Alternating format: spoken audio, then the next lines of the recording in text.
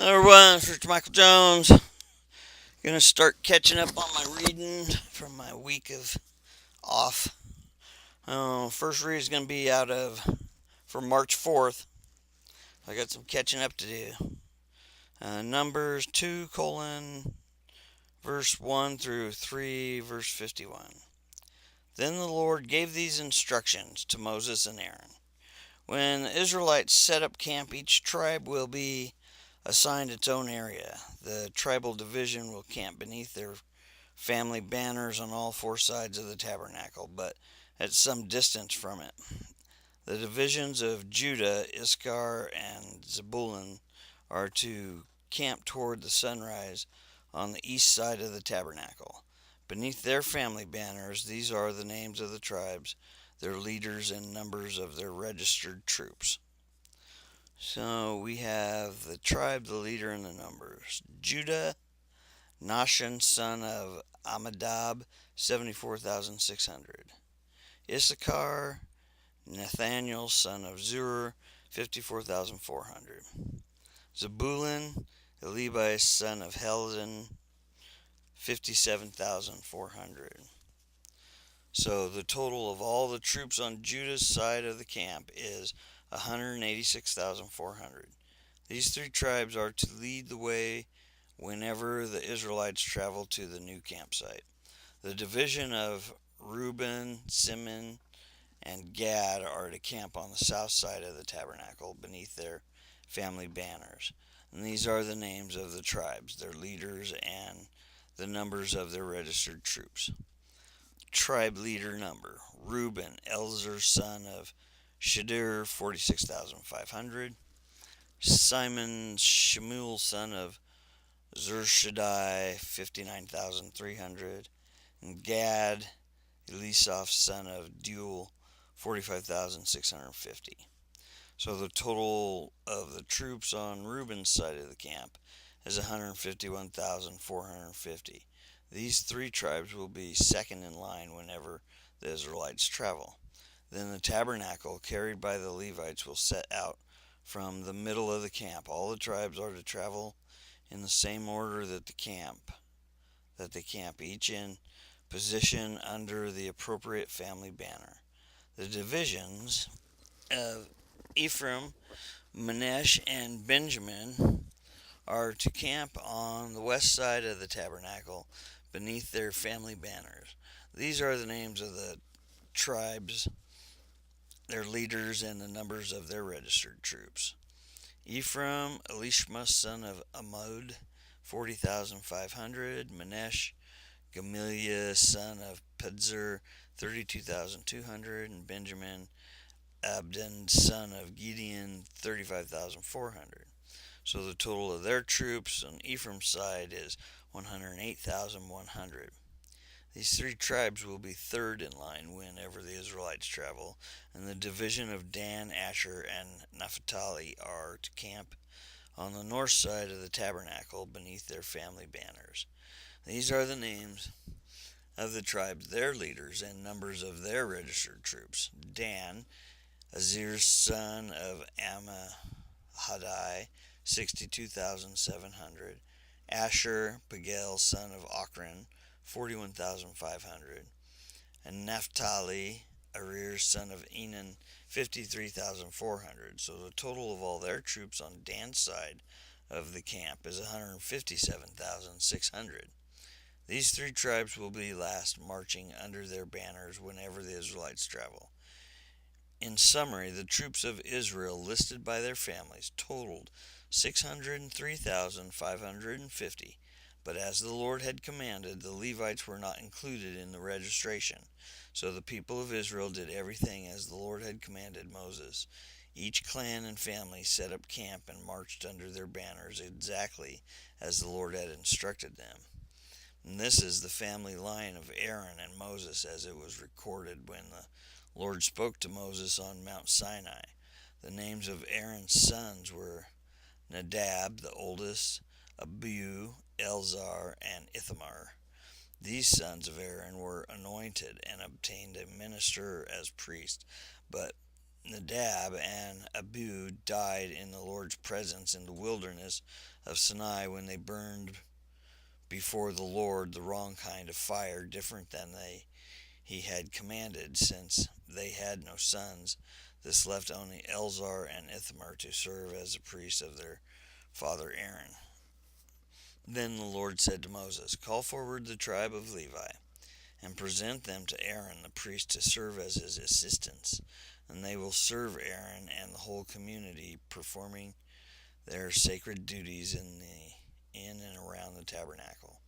They will also maintain all the furnishings of the sacred tent, serving in the tabernacle on behalf of all the Israelites. Assigned the Levites to Aaron and his sons. They have been forgiven from all the people in Israel to serve as their assistants. Appoint Aaron and his sons to carry out the duties of the priesthood, but any unauthorized person who goes too near the sanctuary must be put to death." And the Lord said to Moses, "Look, I have chosen the Levites from among the Israelites to serve as substitutes for all the firstborn sons of the people of Israel. The Levites belong to me, for all the firstborn males are mine. On the day I struck down all the firstborn sons of the Egyptians, I set apart for myself all the firstborn in Israel, both of people and of animals. They are mine. I am the Lord." The Lord spoke again to Moses in the wilderness of Sinai.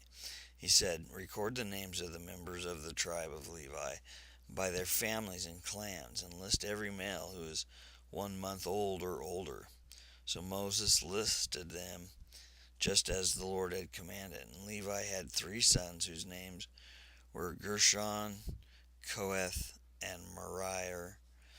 The clans descended from Gershon were named after 2 of his descendants, Libni and Shimei.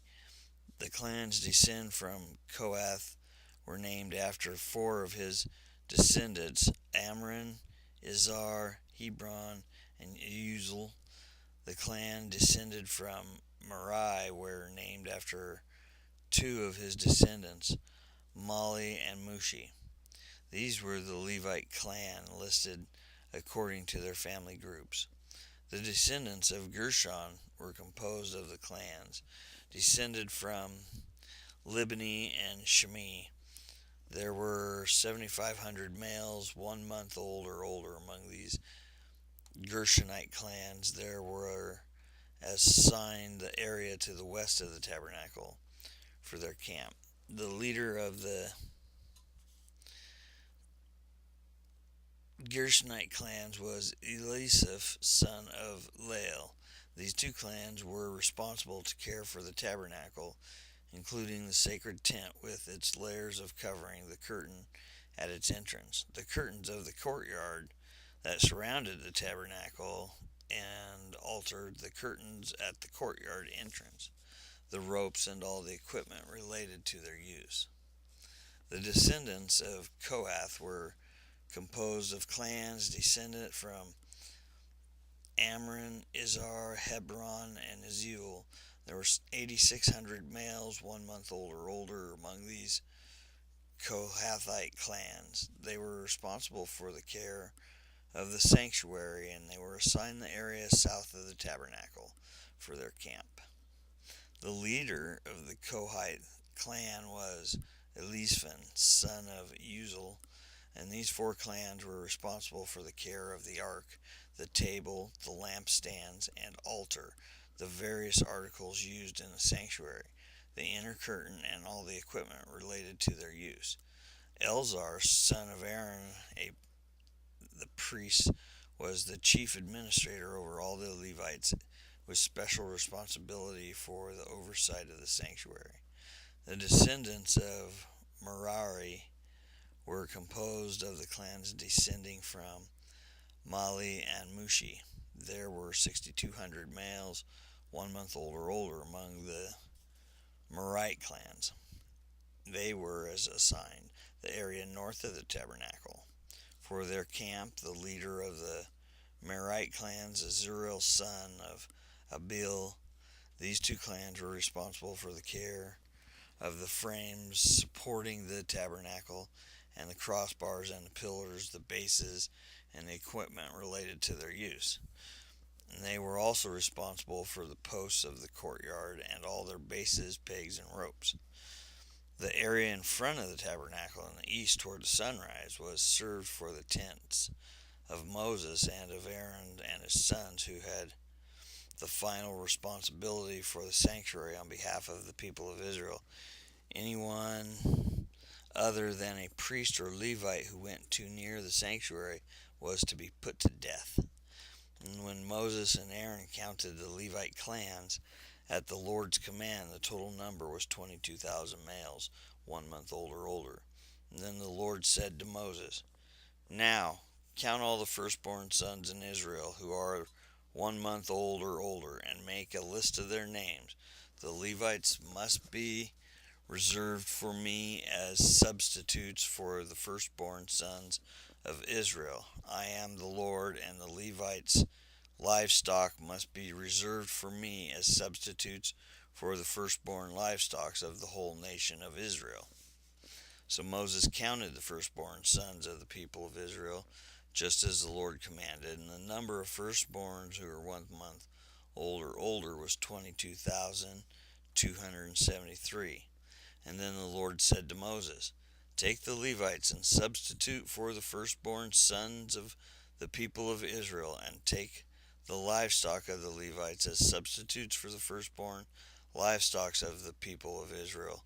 The Levites belong to me. I am the Lord. And there are 273 more firstborn sons of Israel than there are Levites. To redeem these extra firstborn sons, collect 5 pieces of silver for each of them, each piece weighing the same as the sanctuary shekel, which equals 20 gerahs. Give the silver to Aaron and his sons as the redemption price for the extra firstborn sons." So Moses collected the silver for the redeeming the firstborn sons of Israel, who exceeded the number of Levites. He collected 1,365 pieces of silver on behalf of these firstborn sons of Israel, and each piece weighing the same as the sanctuary shekel. And Moses gave the silver of the redemption to Aaron and his sons, just as the Lord had commanded. Wow, that's the first part of the read today. God had a place for everybody there, taking care of the tabernacle. And the second part of the read is in Mark chapter 11, 27 through chapter 12, 17.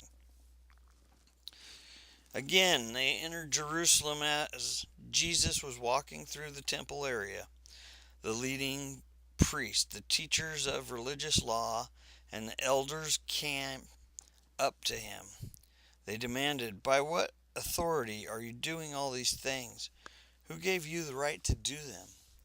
"I'll tell you by what authority I do these things, if you answer one question," Jesus replied. "Did John's authority to baptize come from heaven, or was it merely human? Answer me."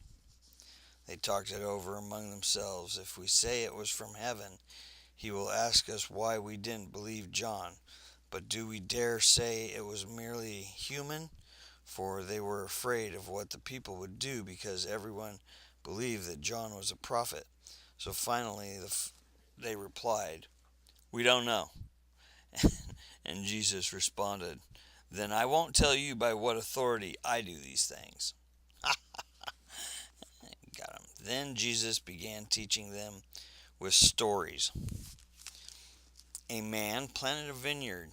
He built a wall around it, dug a pit for pressing out the grape juice, and built a lookout tower. Then he leased the vineyard out to tenant farmers and moved to another country. At the time of the grape harvest, he sent one of his servants to collect his share of the crop. But the farmers grabbed the servant, beat him up, and sent him back empty-handed. The owner then sent another servant, but they insulted him and beat him over his head. The next servant he sent was killed. Others he sent were either beaten or killed until there was only one left, his son, whom he loved dearly. The owner finally sent him, thinking, "Surely they will respect my son." But the tenant farmers said to one another, "Here comes the heir of this estate. Let's kill him and get the estate for ourselves." So they grabbed him and they murdered him and threw his body out of the vineyard. "What do you suppose the owner of the vineyard will do?" Jesus asked. "I tell you, he will come and kill those farmers and lease the vineyard to others. Didn't you ever read this in the scriptures? The stone that the builders rejected has now become a cornerstone. This is the Lord's doing, and it is wonderful to see." The religious leaders wanted to arrest Jesus because they realized he was telling the story against them. They were the wicked farmers, but they were afraid of the crowd, so they left him and went away. Later, the leaders sent some Pharisees and supporters of Herod to trap Jesus into saying something for which he could be arrested. "Teacher," they said, "we know how honest you are. You are impartial and don't play favorites. You teach the way of God truthfully. Now tell us, is it right to pay taxes to Caesar or not? Should we pay them or shouldn't we?" Jesus saw through their hypocrisy and said, "Why are you trying to trap me? Show me a Roman coin and I will tell you." When they handed it to him, he asked, "Whose picture and title are stamped on it?" "Caesar's," they replied. "Well then," Jesus said, "give it to Caesar what belongs to Caesar, and give to God what belongs to God." His reply completely amazed them. Now do a little reading out of Psalms 47, 1 through 9. "Come everyone, clap your hands. Shout to God with joyful praise, for the Lord Most High is awesome. He is the great King of all the earth. He subdues the nations before us, putting our enemies beneath our feet. He closes the promised land and our inheritance, the proud possessions of Jacob's descendants whom he loves. God has ascended with a mighty shout. The Lord has ascended with trumpets blaring. Sing praises to God, sing praises. Sing praises to our King, sing praises. For God is the King over all the earth. Praise him with palms. Good regions above the nations, sitting on his holy throne. The ruler of the world has gathered together with the people of the God of Abraham. For all the kings on the earth belong to God. He is highly honored everywhere." Proverbs 10:24 through 25. "The fears of the wicked will be fulfilled. The hopes of the godly will be granted. And when the storms of life come, the wicked and whirled away, but the godly have a lasting foundation." Amen. That felt good to read. So, alright. Well, we're going to post this and then we shall read another. That's for 3-4.